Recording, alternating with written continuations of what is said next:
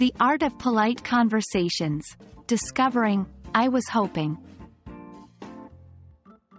Hello learners. Welcome back to our channel. Today, we're diving into the world of conversational English, specifically focusing on indirect requests and offers. We'll be learning how to use the phrase, I was hoping. This polite and gentle way of asking or offering something can make all the difference in your English conversations, so let's get started.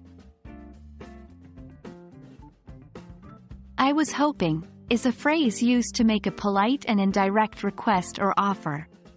It's a way of expressing a desire or expectation in a soft, roundabout manner, reducing the pressure on the person you're talking to. For example, instead of saying, "Could you pass the salt?" you might say, "I was hoping you could pass the salt." The second sentence feels less demanding, doesn't it? The purpose of using "I was hoping" is to make your requests or offers sound less direct and therefore more polite.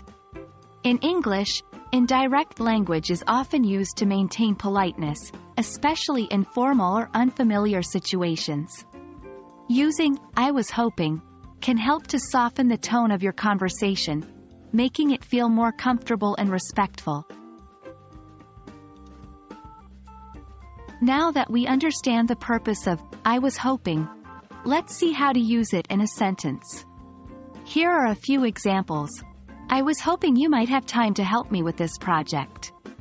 I was hoping we could have dinner together this weekend.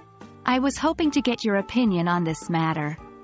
In these examples, the phrase, "I was hoping," is followed by a verb phrase, expressing what you want the other person to do.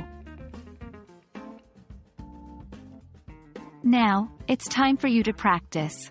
Try to form sentences with, "I was hoping."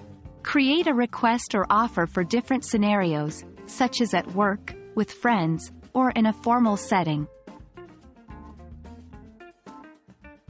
And there we have it. That's our introduction to using the phrase, "I was hoping," in indirect requests and offers.